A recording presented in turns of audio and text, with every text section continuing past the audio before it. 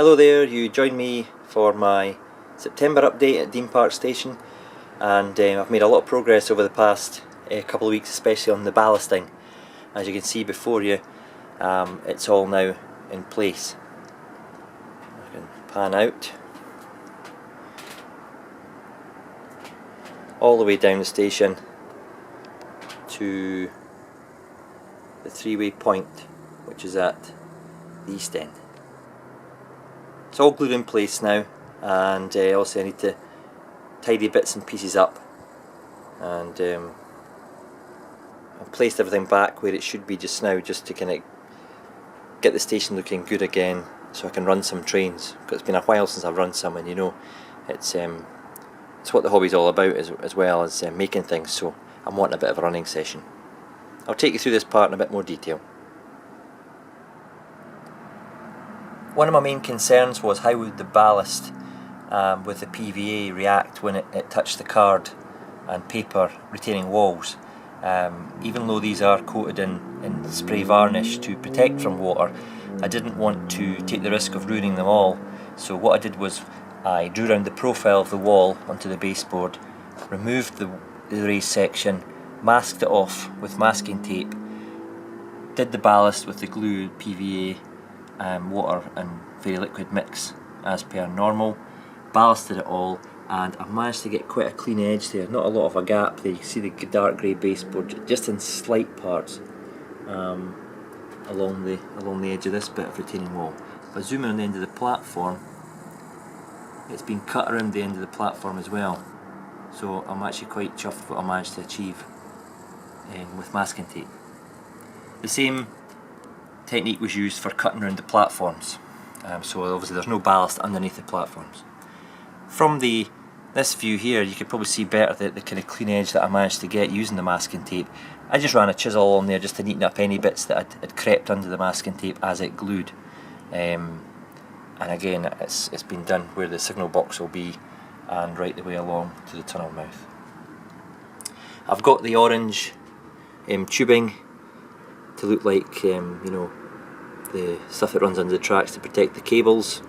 That'll not be as obviously orange when I get it all weathered down, and I've got it wherever the cable trunking needs to cross underneath the rails, and again that's quite impressive. What I haven't done is I haven't ballasted this area next to the wall just yet. I've just fixed these in place with screws screwed from underneath the baseboard, as I did with all the platforms and the retaining walls. And what I'll do is I'll weather this track first, so I'll remove this, weather the track, then fix this back in place, and then ballast this and glue it with the wall in place. I did test run to see how the paper would react with the PVA water, and it doesn't have any effect, or the effect is negligible. So when I ballast this area, I'll glue it, and it will obviously set to the wall, so I'll not be able to remove that. But that's not a problem, because I'll have all this weathered before that happens. So this isn't happening just now, that'll happen after the weathering process, which will come in October, and I'm looking forward to that with a tad of nervousness, but excitement to make it look better. I'm actually very pleased with what I've managed to do with the ballast. It's taken me about 20-25 hours to do this 5 metre stretch, so probably maybe looking at 20 metres worth of track in this one station, and it's taken a lot of patience to scrape little tiny bits of gravel and ballast off the top of the sleepers. It's been a right pain. I did say at the beginning of the last video it was quite therapeutic. Well, it kind of lost its therapeuticness around here, and it became more of a tedious chore from then on in. One issue I did have, and I consulted a couple of guys on YouTube for this, and thanks for your replies. Some of the track here, I don't know if you can see next to where the chairs are, it's a bit greeny. I've managed to scrape most of it off when it was still wet, but this, believe it or not, was caused by the EvoStick green tub of wood glue that I was using with the Woodland Scenics ballast. Now none of the ballast is green, it's perfectly, as it should be, grey, as it was when it came out of the actual tub and packet, but for some reason it turned the track a greeny colour, and I glued this section here with an old tub of PVA Evo stick, and it was fine. And I started a new batch of ballast here, a new bag, which was slightly lighter actually, which was giving a nice kind of contrast that maybe not picked up on the camera. And it suddenly started to go green as it started to go off. So I had to go along with a toothpick and a screwdriver and peel it and pick it all off the chairs. Obviously when I paint it and weather it, this is not going to be an issue, it's going to cover it anyway, but I thought, oh, it doesn't look very good in the meantime. Used the same process for that and they went green. And I was kind of too late to get the scrape it on that one and clean it up. This I used B&Q's own ballast, PVA, and it didn't turn the rails green. I did a wee test piece just to check, and it does seem to be the Evo Stick brand of PVA. Whether they've got some harder setting agent or something in it, I don't know. What I have noticed about the B&Q stuff is it took a lot longer to go off, and it's not as sturdy, and some of the rails in between I can press, I can feel unit movement with the cork underneath. What I'll do, I mean this is set solid, what I'll do is I'll just take a wee bit of, I've got home base PVA now, I'll be buying shares in PVA by the end of this, and I'll go along there and just re-soak it, just to kind of set it and firm it in place.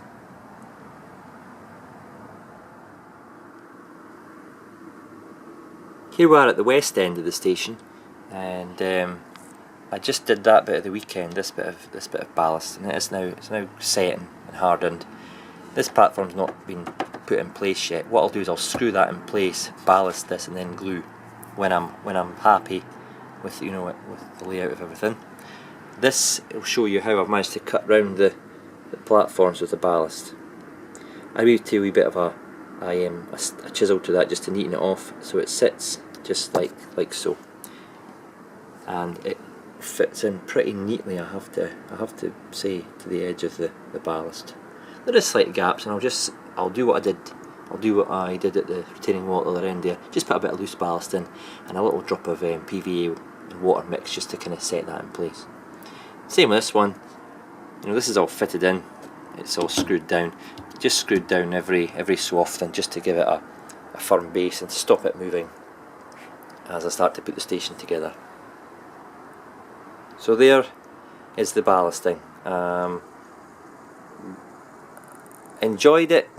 Well, maybe that's not the right word to use, but I'm relieved and I'm pleased with what I've managed to do in a relatively short space of time. The bit at the left of your camera now is the bit that I'll ballast when the track is weathered. Give me your thoughts on what you think. Obviously, when you look down the track like this, you see the kind of ballast contrast against the sleeper, and you think, oh, it's awfully messy, it's over the top of the sleepers, but in actual fact, it's not. It's as neat as I could possibly get it, if I can focus here.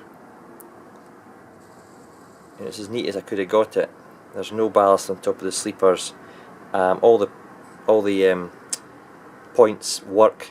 None of them have been ruined by paint and glue getting into the mechanism. I've made sure of that, and I've just to do the three-way, and it goes underneath the bridge. And I'm not going to do this turnout until I get the rail that's going up to the next level done.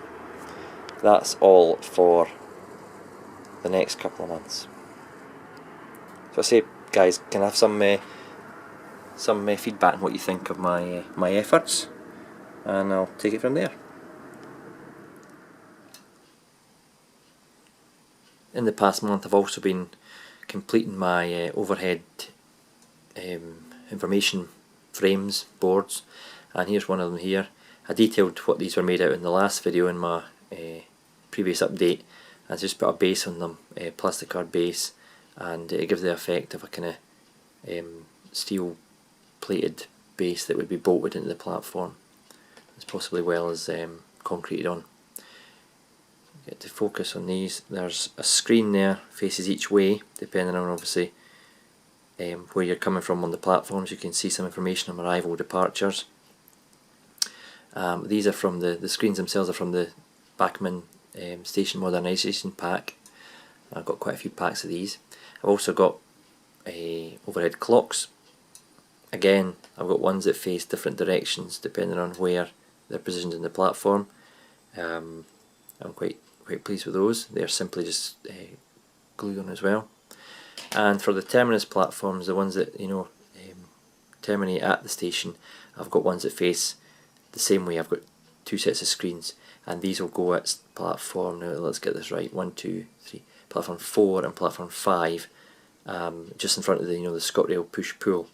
So you'll have these sitting at the end of the platforms on the kind of passenger concourse, so they can see the arrival and departures from all the platforms in the station. These are finished in Umbro Insignia Red. It's this kind of satin finish.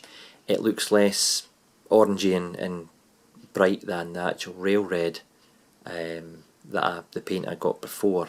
So I went with these ones because they're just a bit more, attractive than the orangey red. I'll get these just put on the platform, a wee bit of super glue when the time comes. But that's another wee thing ticked off my list that I've managed to, get out of the way.